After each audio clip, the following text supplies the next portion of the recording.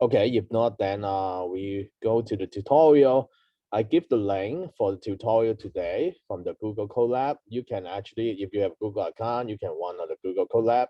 If not, you can copy and paste your local Jupyter notebook. So I will sharing my screen now.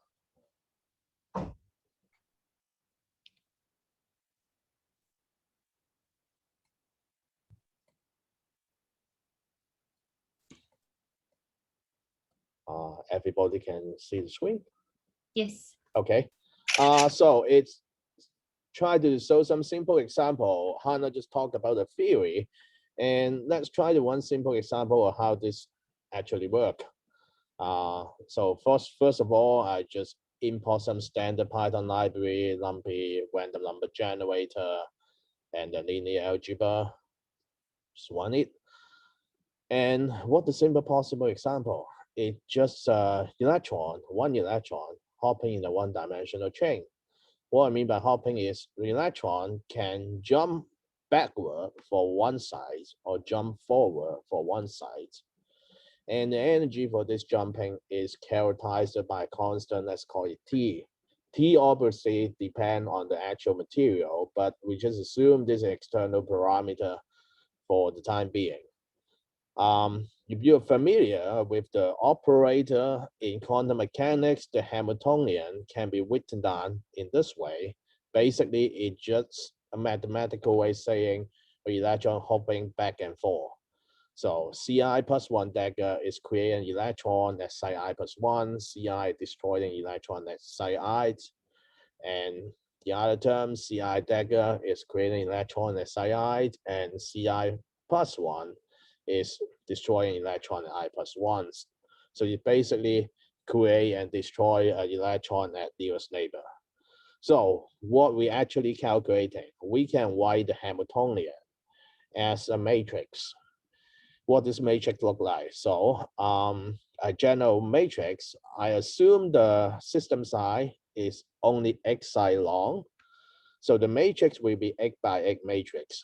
I generate the x by x matrix and then put on the non-zero matrix element. What the non-zero matrix element? The non-zero matrix element only happen in the superdiagonal element and the subdiagonal elements. And they are given by -1 here because I assume the hopping is minus t. So I have a matrix, and this matrix corresponds to the Hamiltonian I just talked about. How can we find the eigenenergy or even the eigenvectors of this Hamiltonian? So what I mean by eigenenergy is what the available energy levels for the electron in this particular system. So the next step we want to do is we try to find the eigenenergy and eigenvector. So I call the linear algebra library and calculate the eigenvector, which is given by V here, and the eigenvalue given by W. And I sort them, sort the eigenvalue and eigenvector. Okay, and I get this list. This list corresponding to all the possible eigenenergy. We want to plot it. It's hard to see what is going on here from this number. Let's plot the eigenenergy. And this is what we found. We have, in total, x eigenenergy because we have a system with x sides. And you can see the energy go from -2 to 2. And the -2 to 2 is called the bandwidth of the system. Basically, the width of the allowed kinetic energy of the system. Now, let's see what happens if we increase the system size a little bit. The system will only have x sides. Let's double it. Let's say I have a 16 side system. So I just change the n from 8 to 16. So I get a 16 by 16 matrix. The matrix has the same structure, only the superdiagonal and the subdiagonal elements are non-zero, and all the other matrix elements are 0. I find the eigenvector and find the eigenvalue again and plot it. What we find the exact same structure, except that we have a denser number of points. And if you familiar with this model, you can find this line can be fit by a cosine curve. And sometimes we call it a cosine band. I mean, sorry, I have a question. Somebody Yes. tried to ask a question. Hello, Ka-Ming. Yes. Yeah, I was wondering, in your model Hamiltonian, are the C's that you have, is it the, because it's not the, is that a creation operator or? Yeah, there's a C annihilation operator, C decker creation operator. Okay, but how does that relate to the Hamiltonian? Because that Hamiltonian just seems like you have a non-zero inner product between H and whatever your chosen psi is. Like when you form a matrix representation. Yes. The only thing I see is that so is you, because it seems like your matrix is, the size of the matrix depends on how many sites. So how many possible value of I? Yeah, how many possible sites of I? Yeah. Yes. And all the zero products just means, all the values that are zero just means that there's no inner products between those two, between neighboring wave functions that are two apart. But then how's that related to the creation and annihilation operator that you have in H? That's the part I'm not seeing. So, well, if you write down the detail, what I'm calculating basically the H is a matrix element H of the inner product of the electron at site I and electron at site J. And that with my matrix element Hij. Because I only allow the hopping to be on the nearest neighbor, Hij will only be non-zero if I and J are nearest neighbor.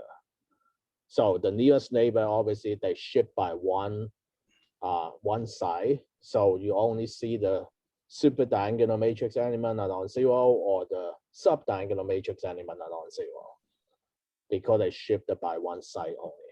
Oh, so it's not the actual creation and annihilation operator, it's like modified to be nearest neighbors. Yeah, if for fermion, it's not for boson. So maybe you have fermion harmonic oscillator, though with the creation and annihilation operator for boson. And here, because of fermion, you only allow one or zero. You don't have a multiple occupancy. Oh, I see. Okay. Yes. It's still called a creation and annihilation operator, but that's for fermion instead of the harmonic oscillator, the standard example harmonic oscillator, which you have for boson. Okay, thank you. Okay, we can talk about more technical detail after the meeting. If you still a question. So now this is the energy level, and you see if I increase the system size, the number of pumps become denser and denser because the bandwidth is fixed. Doesn't matter how large your system size is, the lowest energy is always the minimal energy is -2, the maximal energy is +2. So now this is a very simple Hamiltonian. Let me go one step further on and put a little bit twist on the model. So instead of constant hopping, I put two different hopping in the model.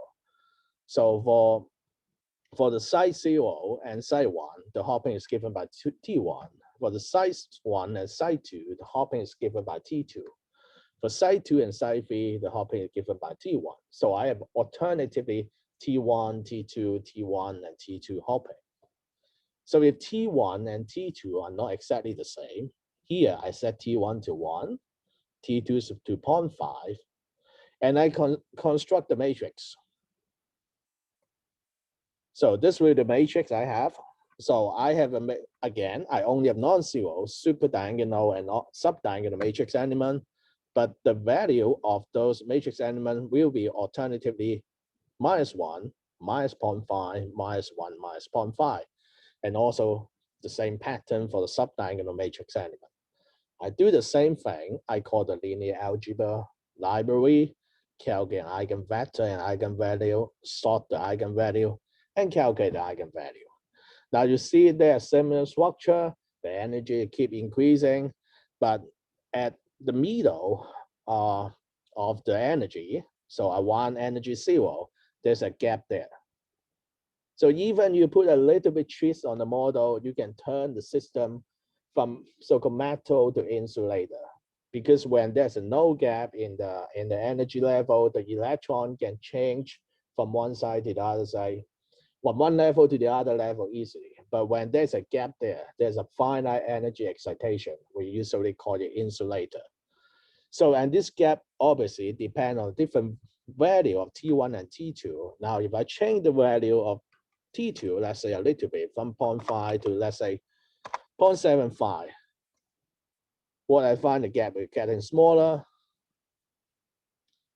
Let's say I put back T2 to 1, obviously you get back to the first problem, you get a continuous distribution, continuous dispersion relation. Now let's say I put the extreme case, I put T2 equal to 2, T1 equal to 1. What I get, I will get a two-state very close to zero energy. And actually you can prove it at infinite system side, they are exactly at zero energy. I'm not going to go into detail, but this related to, if you're interested in quantum computing, this will be related to the topological excitation and the edge of the system. So this example I want to show you is, even you have a little bit twist, a very simple example, you can get some interesting physics.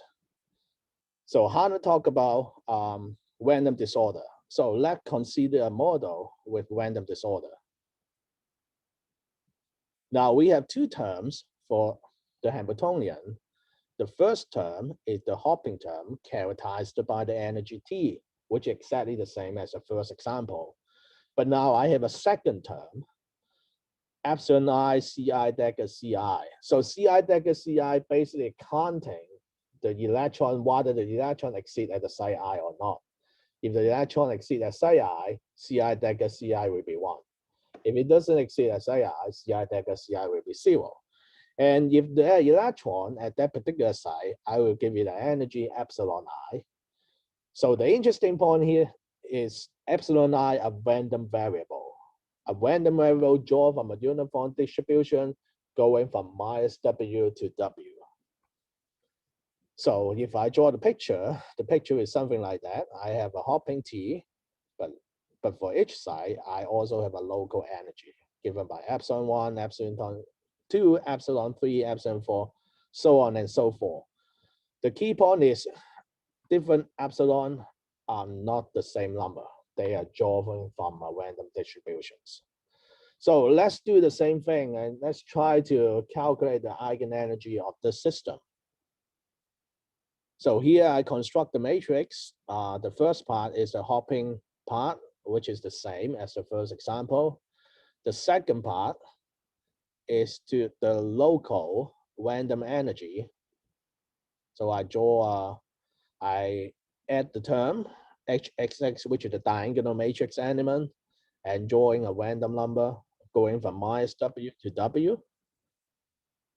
Call the linear algebra library, calculate the eigenenergy. Let's see what we get. So this will be the matrix. You see the matrix is a let me put a smaller system so it's easier to see the matrix.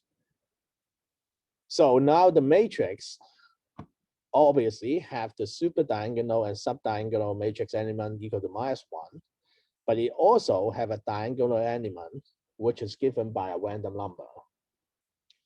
So I diagonalize the matrix, I get some eigenvalue. Well, it's a little bit hard to see what will happen. Let's go back to a bigger system. You will see the eigenenergy kind of changing in an irregular pattern.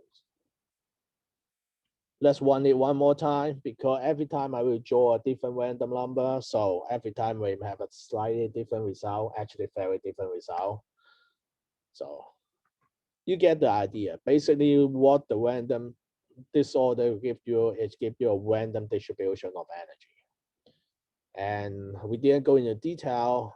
Today, there's a very key information you can see by just looking at the distribution of the energy. But the key point here now is the distribution energy really depend on the distribution of the local random potential. Hannah mentioned a little bit about green function. I will show you a simple example of how to calculate green functions.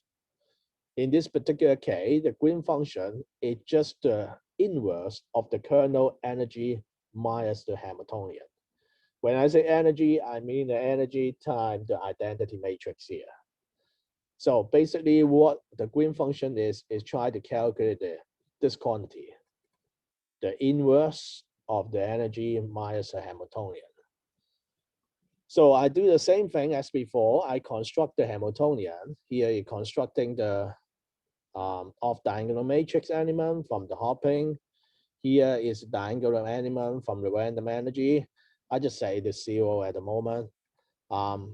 And here I construct the kernel, which is basically E minus H. So the first term here is the energy, and the second term is H. And I call the linear algebra library. This time I call the inverse library, and then calculate diagonal matrix element of the inverse. So this is one example of the green functions. The diagonal matrix element of the green function that affects the energy 0. Well, you probably don't get much information from here, but why we interest on the green functions? Because the green function can be used to calculate many physical quantity. Now, the next step I will go into show you is we can calculate the density of state by using the green functions. And it's turned out to be a very important thing. So let's see. What is the density of state? In the previous figure, you see we have a distribution of the energy. The density of state is defined as the number of state within a small window of energy around E. Let's call it rho E is the density of state at energy E. We basically counting how many state within a small window around E. And interestingly, the density of state is given by the imaginary part of the green function we just calculated. So I basically do the same thing as I did before. I calculate the matrix, set the off-diagonal matrix element, set the diagonal matrix element. This is 0 here anyway.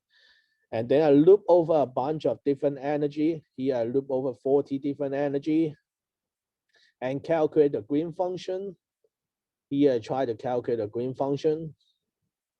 The first side constructing H minus E, the other calculate the inverse. And then I use the formula to calculate the density of state. And then I plot the density of state as a function of energy. This is what we get. Okay, you can see the density of state get much larger at the edge of the band. So as -2 and energy 2, the density of state is maximum. The lowest density of state energy 0, which is, if you go back to the example, the first example, you can convince yourself we get a correct result. Let's see, I do a very large system size here. I calculate the Eigen energy again for just the purely hopping model. You will see the density of state are 1 -2 and 2 are much higher than the density of state around 0. What I mean the density of state is how many available state within a small window of energy. So here, obviously at around -2 and 2, they are much higher density than those as around 0. So we get a correct result. We already saw the green function can be used to calculate green function. Let's go one step further. Let's calculate the conductivity. So I'm not going to get into detail of how to calculate conductivity. I just tell you the formula is given by the product of the green functions. The technical detail why one of them have E plus delta J. J is an imaginary number. E and the other is E minus delta J. We call it the retarded green function and the advanced green functions. No need to go try to understand detail at the moment. I just demonstrate how to calculate conductivity. So first of all, we construct the matrix as before, and then we calculate the retarded green function and calculate the advanced green function. and take the product of the retarded and the advanced green function, we get a conductivity. This will be the conductivity as a fixed energy 0 here. So an interesting question is what will happen when we have very large random potential? For small random potential, we know the system should be metallic, but what happens if we increase the strength of the random potential? And we know that for one-dimensional system, the system will go to so-called metal insulated transition. To be precise, in 1D, as long as you have infinitesimal small disorder potential, the system will go to a localized phase. What we can do to try to capture this localization, we can try to calculate conductivity as a function of random disorder W. So the definition of localization is the conductivity go to 0 at the system side go to infinity. So let's try to calculate it. Here we do the same thing, constructing the matrix.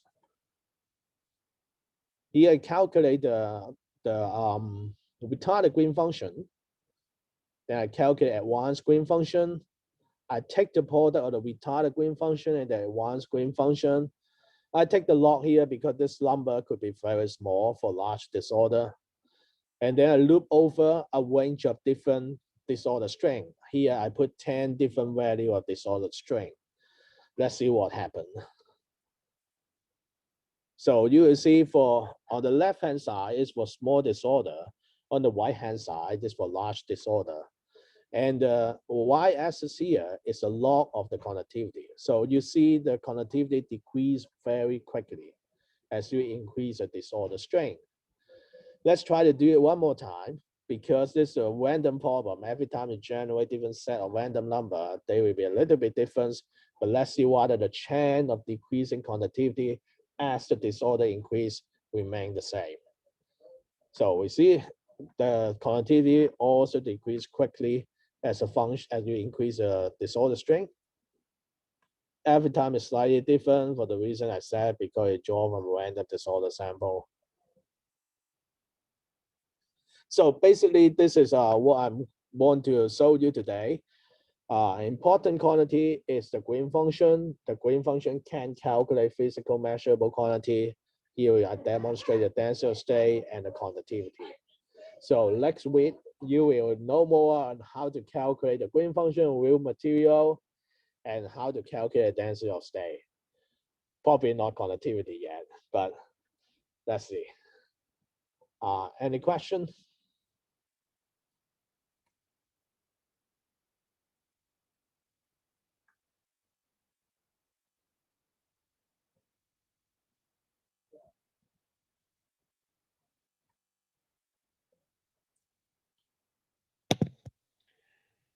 So, as a density of state, Yes. that's the number of states from between like the ground state and like the first excited state, or The